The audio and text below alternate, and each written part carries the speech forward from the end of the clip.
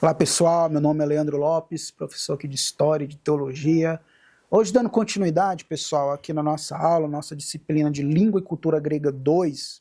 Hoje nós vamos falar aqui na nossa unidade 2 da nossa disciplina, nós vamos dar continuidade a esse papo interessante, né? Essa conversa sobre a Grécia Antiga, né? Sobre a língua e cultura grega. Interessante, pessoal, que por muito tempo entre os historiadores pensou-se que os gregos formavam um povo superior de guerreiros. Geralmente, quando a gente fala em Grécia Antiga, a gente pensa nos espartanos, né? Filmes que Hollywood ali produziu, né? Como os 300, por exemplo, dentre outros filmes, né? Dentro dessa temática. Então, geralmente quando a gente pensa em Grécia, a gente pensa nos filósofos, Platão, Sócrates, né? Aristóteles, dentre outros ali, né? Zenão, enfim. Mas também a gente lembra dos espartanos, né? Que tem uma característica ali de guerreiros, né? De soldados que souberam ali ter aquela força, né? Física de suportar climas quentes, chuvosos, enfim. Os espartanos têm essa característica, né, de ser um povo forte, guerreiros. E que teria, né, conquistado a Grécia submetendo a população local. Então essa ideia que por muito tempo entre os historiadores pensou-se que os gregos formavam um povo superior de guerreiros. Então veja, pessoal, quem está acompanhando desde a primeira unidade, nós estamos percebendo aqui que nós estamos tentando aqui pegar uma outra perspectiva também da Grécia, né? Ver um outro lado da Grécia também. Então veja que alguns historiadores, eles pensavam, né, por muito tempo que eles formavam um povo superior de guerreiros, só que isso muda hoje em dia, né? Porém, hoje em dia, os estudiosos descartam essa hipótese, considerando que houve um movimento complexo. Então, é importante, pessoal, que em história, propriamente dita, tem muita coisa que é complexa, né, para nós entendermos. Não é uma coisa simples, muitos fatos históricos que ocorreram, muitos eventos, né? Essa área de história, a área de humanidades tem ao seu lado não somente a questão factual, mas tem a questão de análise também, a questão interpretativa, né? Então quem é estudante de história, é importante saber desses detalhes. A história, ela não é somente os seus eventos, seus fatos, mas também tem a sua parte analítica, a sua parte também interpretativa. E que não é fácil muitas vezes, porque há uma complexidade em tais eventos. Então a gente está buscando aqui pegar uma perspectiva que sai um pouquinho também, digamos, do tradicional, né? Ver um outro lado da Grécia, que é um lado complexo também, existe essa complexidade. Então veja, para um famoso historiador, pessoal, Moses Finley, que foi um historiador americano, né, e que se especializou na economia do mundo greco-romano, ele dizia que a chegada dos gregos significou a chegada de um elemento novo.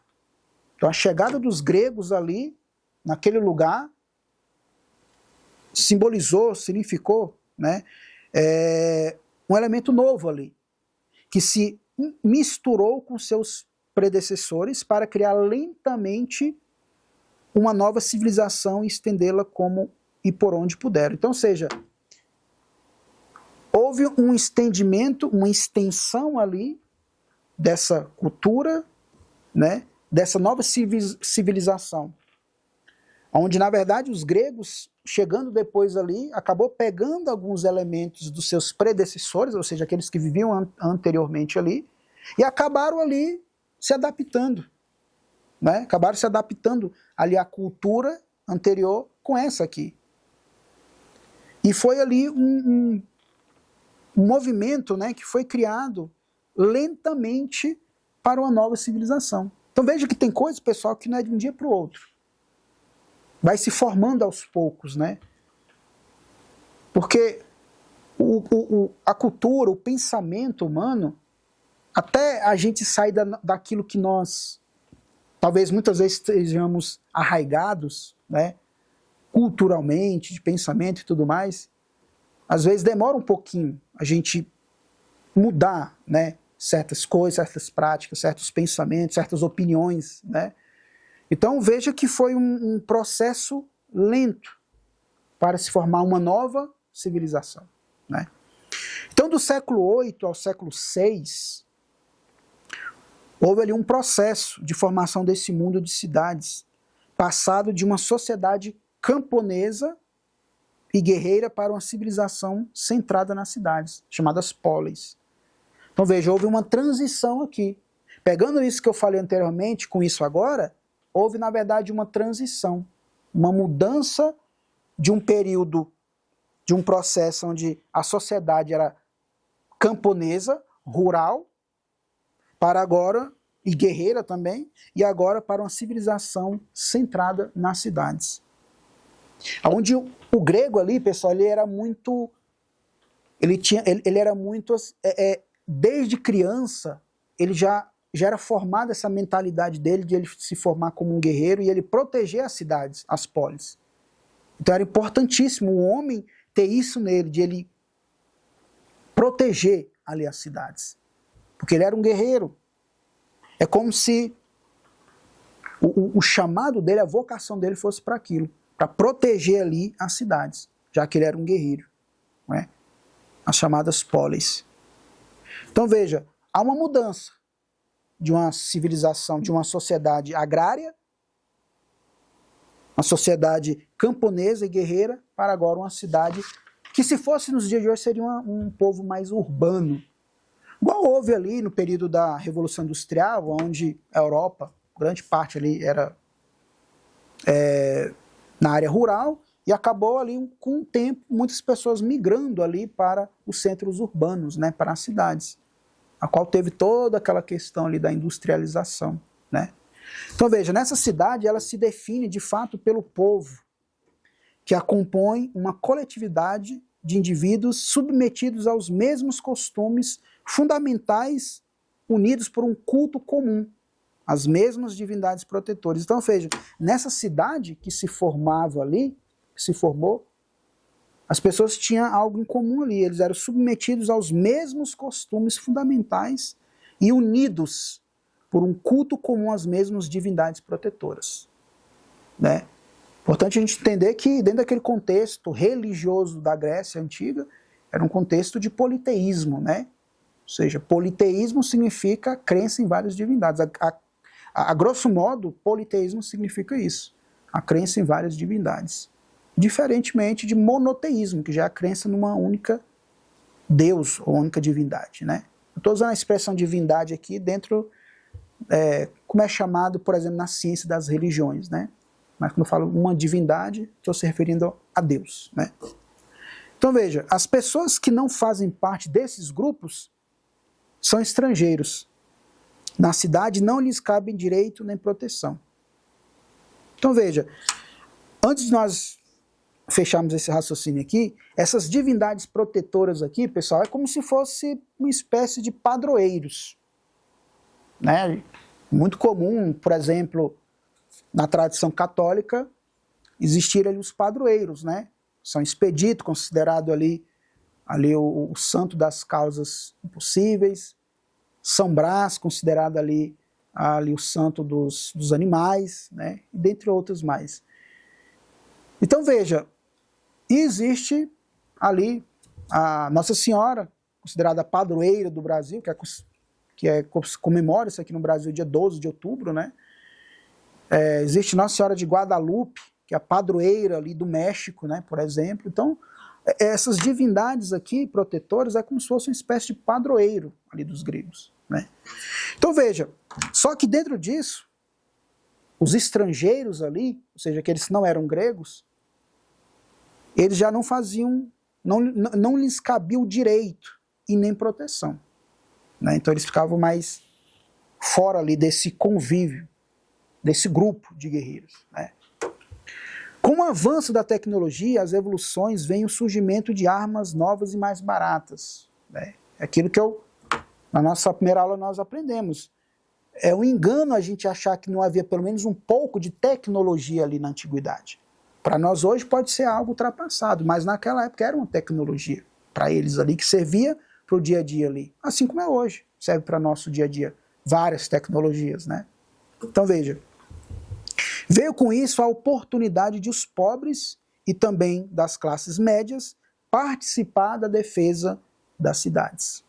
Então, com essa tecnologia evoluindo ali, pessoal, houve o quê? Essa oportunidade de os pobres e também a classe média participar da defesa das cidades.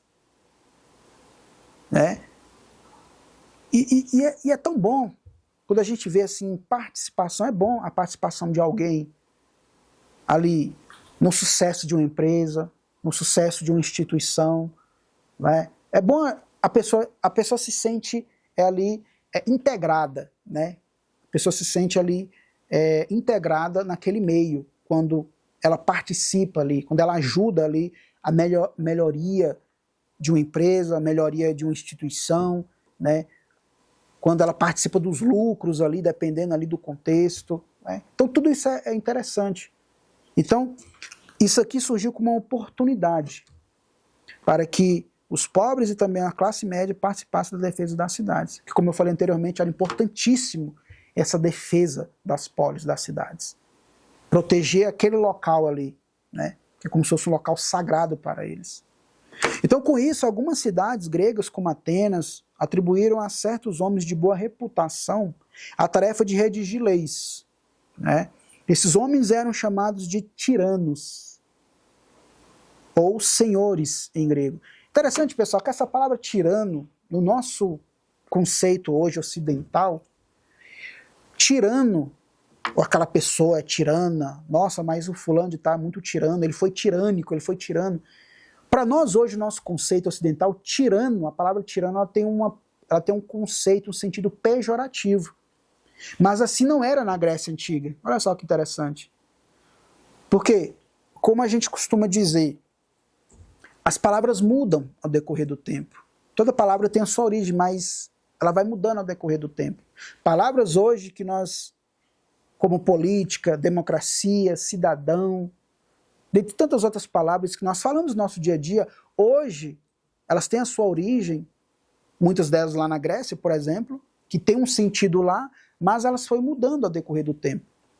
O sentido de política hoje é diferente da Grécia. O sentido de democracia, de cidadão, por exemplo, que são conceitos criados, né, lá na Grécia Antiga, hoje tem um conceito diferente. Né?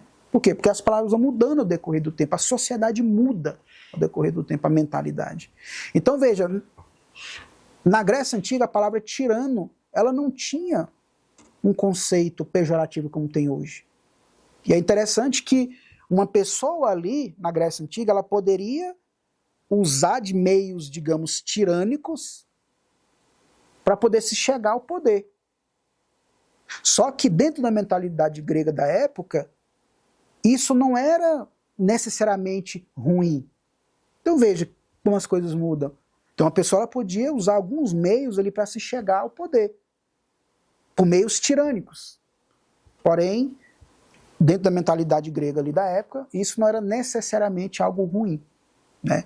Então veja que esses tiranos aqui, ou senhores em grego, foram aqueles que tiveram a tarefa de redigir as leis. Eles tiveram um papel ao decorrer do que vai ali se moldando a Grécia, vai passando o tempo, os tempos.